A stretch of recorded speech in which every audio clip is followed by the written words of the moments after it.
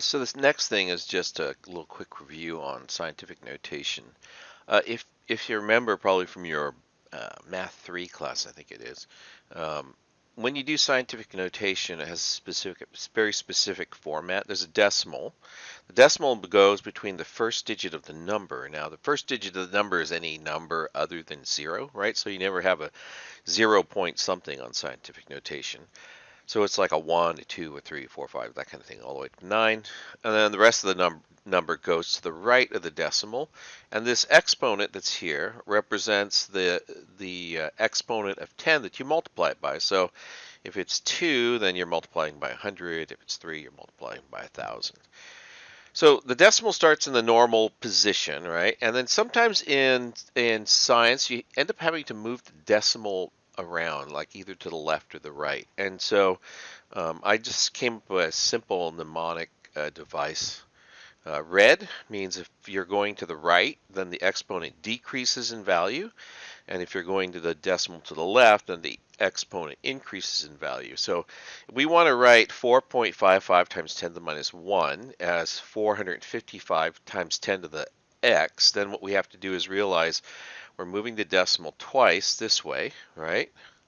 And so the decimal is going to the right, so the exponent will go down by 2. So if it's already 10 to the minus 1, 2 down from that's 10 to the minus 3. So that would be 455 times 10 to the minus 3 centimeters, like that. Okay, so if you want to go to the right, then what you're going to do, if you're going to take this number and go from 3 to 0, right? So again, I'm going down, the exponent is going down, so the decimal will have to go to the right. So then what you're going to have to do is you're going to have to add some zeros to it. So we have 5.4, and then we'll put some zeros here so we have somewhere to put the decimal when we're done. And so we're going to go 1, 2, 3. And you know, the number of zeros you put there kind of depends on how far to the right you have to move it. So this would be 5,400 centimeters. If I wanted to write it as 10 to the third, so for example, it's 10 to the fourth, so if I wanted 5.4 times a number 10 to the third going to 10 to the fourth, then I would have actually had to add another 0. So then, for example, 5.4, and then I would add 1, 2, 3. I would just add as many as I need to, really, and then 1, 2, 3, 4. So that's going to be in centimeters. That'll be 54,000 centimeters. So that's just a quick reminder of how you deal with exponential notation. I'll skip this last example. It's pretty straightforward. It's just the one I was talking about just now. But if you want to add two numbers, right? So let's say you have 3.4 times 10 to the second and 3.4 times 10 to the third. You want to add those two numbers together. Before you can do the addition, right, you have to get the exponents to be in the same format. So there's a couple options. One is just make them both times 10 to the 0. That's a fairly standard way to do it. So 3.4 would be 340 because I'll move that over two places. And the 3.4 times 10 to the third would end up being 3,400 because I'll end up adding a couple of zeros and moving to the right three places. So now you can add those together. Because remember, you have to get this decimal to line up. So you're going to have 0, 4, 7, 3. And then if you need to get it back into scientific notation, what you'll end up doing is you move it 3 to the left like this, right? So then that becomes 3.74 times 10 to the third again. Because if the decimal moves to the left, right, then the exponent increases. So anyways, that's just a quick review on dealing with scientific notation. I don't know. If you have difficulty with that, I think I really don't have any other ways to teach it to you. So if you have to review your math from your math class, then you feel free to do that. And you can also ask me questions about the stuff you've learned in math if you have any problems with those, and I can help you with that stuff too. So let's talk a little bit about numbers, and then we'll get into accuracy and precision. That's really what this section is about. There's two types of measurements, or two types of data that we record in chemistry. One type of data is qualitative, right? Qualitative data is descriptive. So like I'm wearing a black shirt, right? That's and with a tuxedo print on it. That's a qualitative description of the shirt. It's not numeric, right? It's just how it looks, it appears, or it feels, right? It's a soft cotton shirt, that kind of thing. So color, texture, flavors, these are all qualitative things. Although colors can be quantitative too. That's how the paint numbers work when you're trying to match paint when you're painting a house. You bring a chip in and it scans it. It actually converts the color into a number which it can reproduce using different colors pigments. So having said that, there's qualitative and then there's quantitative. And quantitative is numerical measurements, things where we record a number and it represents an amount of substance or a quantity of a particular variable or characteristic of something. So that's the number, the quantitative part. And we often record both those values, okay? One of the things I wanted to point out about quantitative is that when we make a quantitative measurement, right, what we're usually doing is recording the number, which is the size of the measurement, and we also include a unit. And so we have different kinds of units that go in our quantitative measurements, and we have a whole section on this later. But just to give you the heads up, for example, I have a cantaloupe, and you'll see this a little bit in a second. It's 1,651 grams, right? So this is the quantitative part, the numeric part, and this is the unit that goes along with it. Because, if I said I had a cantaloupe and I said it was 1,651 pounds, you'd all look at me like I was crazy, right? So there's no way that this thing could weigh that much. And so the unit's a very important part, a very important aspect of any measurement. And we're going to learn how to deal with all those things in this section. So I'm going to cut out here and play a short video and come back, and then we'll go over these numbers. Here's just a quick video. I wanted to show you a couple of different things. So this is my kitchen scale. I moved it out into the front of the house. In the spare bedroom, basically. I'm going to weigh this dude on it. And this unit here, if you'll notice, that's grams, okay? I'm going to stick this guy on here. 1653. All right, so how much does that weigh? Right? Oh, 6052. Take that back. Well, if you were to write it down, you would write what? 1652 grams. Those are the units, right? So let me take this thing off. Now, how reliable is this thing, right? It's a kitchen scale. Oh, now it says 53. Let me try one more time. So it's 52 or 53, right? I'll put it on there one more time. See what happens. Oh, now it says 51. Oh. So, is that good or bad, right? Well, it's plus or minus 1, right? So we'll talk about that. Like, what does that mean? How do you tell somebody how much this weighs? Like, at the grocery store, I don't care about a gram. But if I'm reporting this to, like, a journal or another scientist, right, I need to tell them how good that number is. By the way, this cantaloupe's not good anymore. You see those rotting spots there. I should just hide it in somebody's room, see what happens. Anyways, now let's take a look at this. Right, so we got digital. And it's 1651 or 1652 or 1653. So let's try to remember that, okay? I'm going to pull that into the little lecture. And then this is an old-fashioned balance, okay? Now, it is literally a balance. That is, I'm going to put a mass over here. Actually, it's this pen. I'm going to put a mass over here. And the mass of the pen on this pendulum here, or this fulcrum, sorry, is going to balance with the weight of this arm. Now, I've already set it. There's a little zero screw down here, and I've set this number over here. So I'm going to just take this, I'm going to stick this pen on here. And let's see what happens. So what's going to happen is it's going to balance over here. Now, this is going to bounce back and forth because it's a cheap one. But eventually it'll line up right in the middle, right? So how much does that pen weigh? Well, we got to read this, right? So part of it's easy. This one says 10. You see 10, 20, 30, right? But I have to add on top of that, I got to add some weight, and the weight is indicated by this number right here. Now, when you have a phone like this, you can cheat and you can just do that and make it big, right? Now, where does that point to? Well, you notice this is 2 over on the right and 3, 4. So the 1 is actually, unfortunately, hiding right underneath this arm. So this is a half, right? So this is 10.5, but you notice it's not exactly 10.5. It's like 10.55. It's like halfway between, right?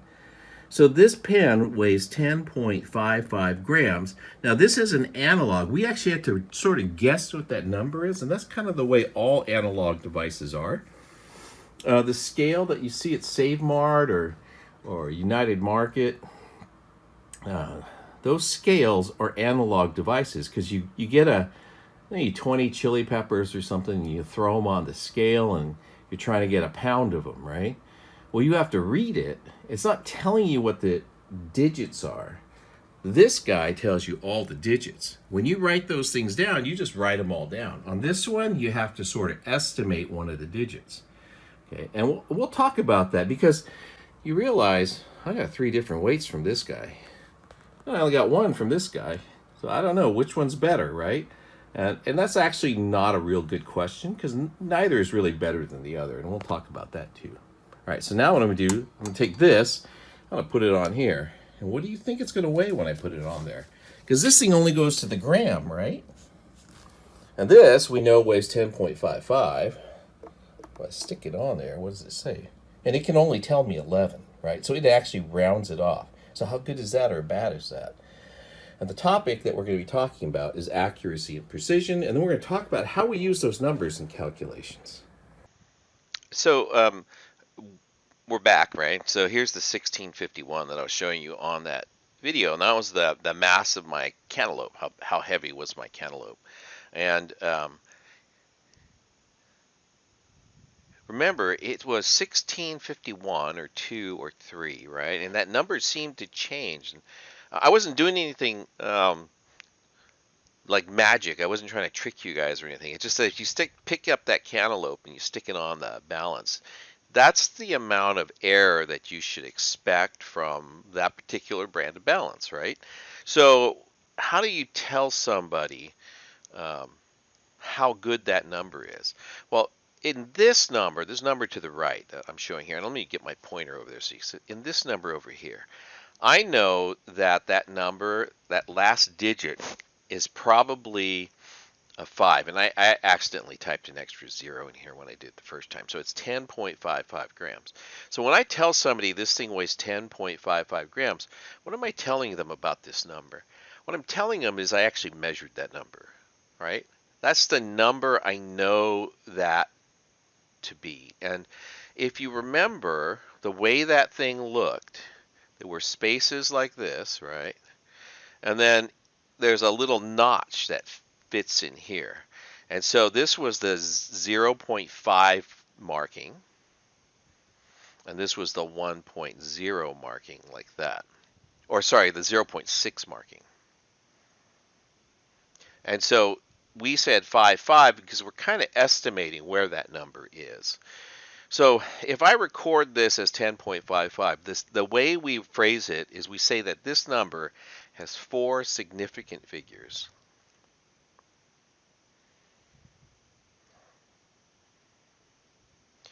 And why don't I say like 10.555, for example, right? Because in order to say 10.555, I'd have to know between this number and a hundredth of a number over. I'd have to blow that up by 10 so that it looked like this value, right? In order to read that extra digit to the thousandths place. So this number is good to 4 significant figures. That's what we'll refer to as its precision, because it could have been 10.56 or 10.5, 10.57 or 10.54, and I'll give you an example of that in a second. But we're just trying to estimate that last digit. So this 4 significant figures has to do with which digit we're estimating. Now on a digital, and this is where digital gets to be a little bit tricky. Like remember, this was a digital,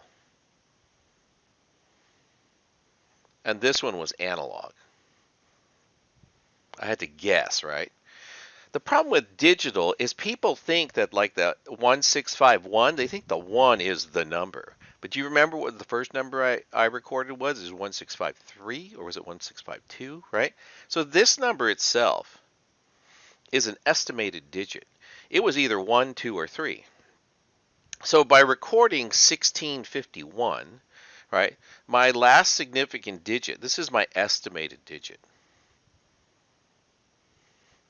And this number also, just like the 10.55, also has 4 significant figures to it.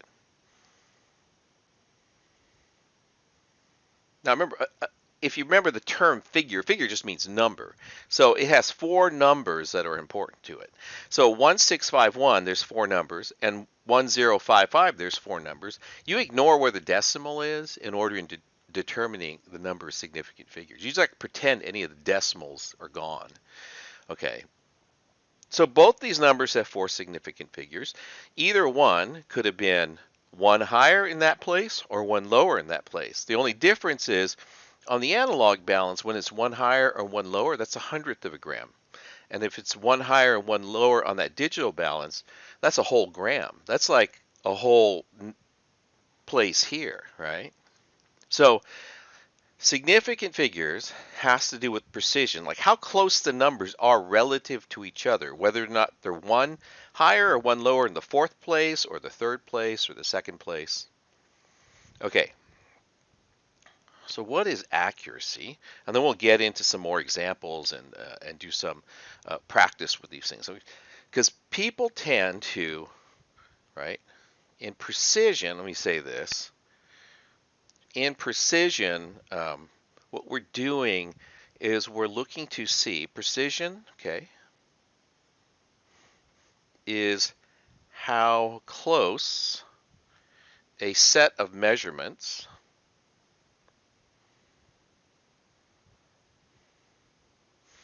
are to each other. And we use that last significant digit, the one we're estimating, to show precision in a number. Now, when I say last digit, I mean the smallest digit, the one on the furthest right. The last digit is how we communicate precision.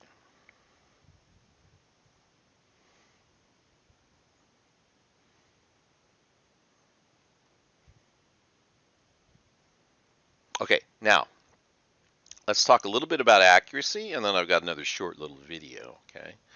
Accuracy is how close you are to the actual number. How close a measurement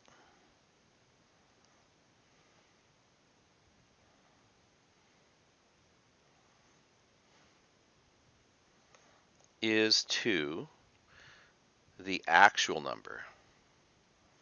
And there's different ways to sort of express it. There's like the absolute accuracy and there's the relative accuracy. Relative accuracy is like how, as a percentage, how far you are off. That's all stuff we'll deal with in doing labs. But accuracy is how close you are to the actual number. Okay, so let's watch this video and then we'll talk about that. So I'm back at my balance. This is a guitar capo, and we're going to take a measurement of its mass. And in this little segment, really what I want to do is talk to you a little bit about what it means for a measurement to be accurate. So you notice I got, oh yeah, that's lined right up. That's pretty good, right? And that thing, if you look, oh sorry, all these chemistry books, it's 40. And this is 41 point, and then let's see, 1, 2, all right, we can zoom in and we can get this 41.26 maybe, right? Because you notice it's not quite in the middle, so we'll just call it 26, 41.26. Well, how good is that measurement, right? Well, you know, in terms of precision, basically the same as what we had before. Uh, it's to the hundredths place. But what happens when I take this off? I reset all this to 0. And I'm going to slide this guy back. This should be 0, right? You notice what it's doing. It's bottomed out over here. So this balance actually isn't accurate right now because I messed around. I had a loose screw basically, and I moved it. And so you can't actually tell if it's a good number unless you know what a good number is. We call that the reference value. So we talk about precision. That's like how the numbers repeat themselves over and over and over again. But accuracy is how close you are to the actual value. So I actually took a couple of pictures, and I'll insert them in here so you can see the mass. But we have a measurement of both accuracy, that is how far away it is from the actual value, and the precision is just how repeatable is that measurement. Okay, so we were looking at some accuracy and masses, and what we have here is we have two masses. One is 41.26. That's what I initially measured on that guitar capo. And then the actual measurement, I'll pull the video in, you can read it yourself, but it's actually 42.45. And I did that by fiddling with the little screw down at the bottom. And so basically the balance was out of calibration. Now this is actually a pretty common uh, uh, problem that people can have if they don't calibrate regularly. If you probably don't think about this, but when you go to the gas station and you pump gas, how do you know you're getting 5 gallons of gas when it says it's 5 gallons of gas? And what most states do, they have a department of weights and measures, usually part of the Department of Agriculture, and these guys will go around and they actually have for gas pumps, they have a set size canister, and they fill that up to 5 gallons. They check the meter to see that it says 5 gallons. And they also check to see whether or not the guy that's charging you, if he's actually getting that same measurement and charging you that same amount. And so they check the pumps on a regular basis just to make sure that they're calibrated, is what we say. And so really, I fiddled with what this balance to make it out of calibration. But typically at the beginning of each measurement, what we do is we actually calibrate it. And so if it's calibrated, I know the mass is this value. And I know if it's when it was out of calibration, I know the mass was this value. And I know those values are different from each other because I know in terms of precision, they only vary by this digit. So this mass was roughly 2/10 of a gram off, 2/10 of a gram lighter than it actually was. And you don't think about 2/10 of a gram meaning much, but let's say you're buying gold, and then 2/10 of a gram is a couple $100s, right? Uh, you you might, or it's not really that much, but if it was something valuable, diamonds or something, you would care about that, and they actually do calibrate those balances as well. Okay, so accuracy is how close you are to the actual number. In terms of this number, it's only off by 2/10, which is less than 5%. So that's actually not too bad. But in terms of precision, those numbers are relatively precise. They're good to 1 part in basically 1,000, right? Or 1 part in 4,000, they're good. And so precision is the significant figures, but to do accuracy, you actually have to have the correct value. The example that you'll see in lots of books, because apparently everybody plays darts, is you'll see a dartboard like this, right? That's a dartboard. You can use your imagination, and you'll throw in darts at it, right? Early in the evening, you're not tired and other things, right? And so let's say you throw a bunch of darts, and they're like this, right? So they're all clustered in that spot there. You could be shooting a pistol at a range. It's all kinds of things you could be doing. That would be both accurate and precise because the numbers or the cluster of shots is close together and it's close to the target that you are aiming for. On the other hand, if you have your shots and they're like here, right? Well, you're not precise or accurate most likely. It's hard to tell. But if you threw all three darts like this, or took a handgun and shot a target, and that's where your spots were, well, you're neither accurate nor precise. So accuracy is important, but precision is equally important, because if you don't have precision, you can't have any trust in the measurement that you're making, right? So this is accurate and precise. This is neither, right? I'm going to do A plus P, and I'm going to cross these out like this. You can also have precise and not accurate. Now, you have to assume that you're aiming for the middle of the board, and you're just off a little bit like that. That would be precise, and accurate is not accurate, okay? And then I don't know if there's a good way that you could be accurate and not precise, because how can you really tell if that's the situation, right? Because if you're accurate, they're going to be around the middle, but if you're not precise, they're going to be all over the place, right? Okay, so that sort of wraps it up for the discussion of accuracy and precision on sort of a conceptual level. Let's look at some numbers. And let's look at how we look at numbers in terms of their accuracy and their precision. Okay, so we're going to talk a little bit about reading, really just reading significant figures in measurements. So if I gave you a number like this one, right, 4126, even though it's not accurate, I would say that, and that was grams, I would say that this is 4 significant figures. Right? If it had been this would have also been 4 significant figures. Now, you might be wondering about these zeros. There was no reason for me to write them, but I wrote them. Right? Because 41 and 41.00, in terms of the quantity of the number, those are the same numbers. They're both 41. The reason it's important that I wrote them is I'm telling somebody that I measured it to the 100th of a gram. So that is the last significant figure. If I wanted it to read 3 significant figures, I would have written it one like this. I would only written the one I measured. I would not have added the extra one at the end because I didn't measure it. Okay, so this would be 3 significant figures. If I gave you a number like this, you would say, how many significant figures? Well, there's 6 numbers, so it's easy. This one's 6 significant figures. If I gave you a number like this, right, it turns out these zeros to the left aren't giving you any extra information. So this is, sorry, I meant to make that 5. That's only 5 significant figures. So all non-zero digits and zeros between those digits are significant. And then a trailing zero, that's this guy here. Okay, they're significant if there's a decimal. And if there's no decimal, they're not significant.